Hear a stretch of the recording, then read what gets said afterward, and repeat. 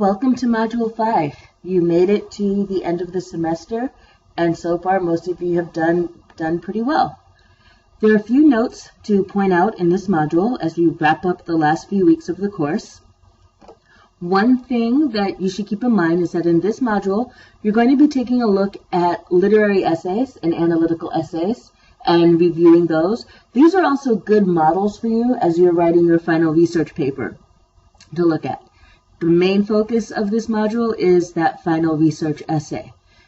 There are some important tasks in this module. Most of them will help you with that final paper. Number one is you have an annotated bibliography due on Sunday. That means by this point you should have already selected a topic for your final research paper. I haven't seen too many posts in the discussion board with topics. I recommend that you post the topic that you're working on there, because it's a good chance to get some feedback from me to make sure that you're on the right track and that you're approaching the topic in the right way before you get too deeply into your paper. So take the time to go to that discussion board and post, let me know what you're working on, and ask any questions you might have. Now, one important thing too, that annotated bibliography has to be in proper MLA format. There are several resources in the Module 5 Learning Resources folder that help you with the annotated bibliography. One very good one, you'll notice that there's a new class announcement that sums up what I'm talking about in this video. At the bottom, there's a course link that takes you to a great video that's embedded in the classroom in Module 5 from University of Maryland, University of College. And this is a step-by-step tutorial on how to write an annotated bibliography. So I recommend that you really take the time to look at all of the learning resources here in Module 5, but this, as well as the Purdue link, especially will help you with making sure that you're on the right track with your annotated bibliography.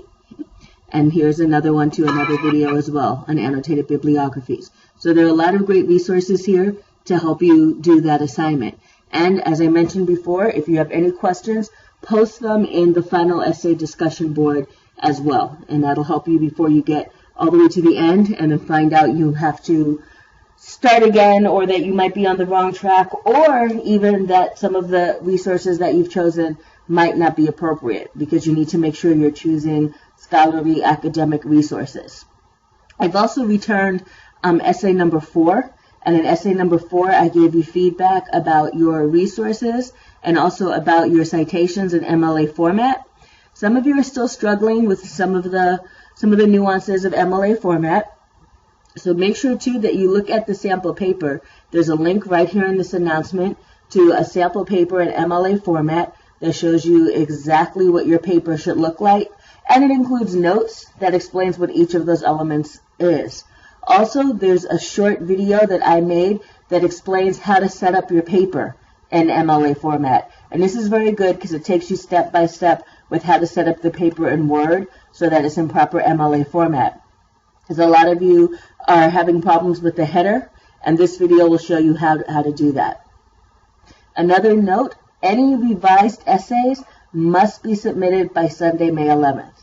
I can't accept any revisions after that date, honestly, because I won't have time to grade them after that date.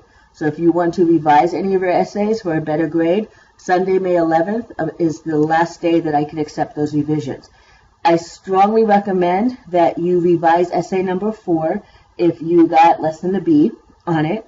And I also recommend that if you had some issues with citing sources or with MLA format, that you go to the Writing Center and work with a tutor on that. It's not easy incorporating secondary sources. So if I gave you some feedback about your citation style or how you integrated those sources, it would be worth your while to take some time in the next couple of weeks and go talk to a tutor in the Writing Center and work on revising those citations to make sure that you have it down, because you won't have the opportunity to revise the final research essay.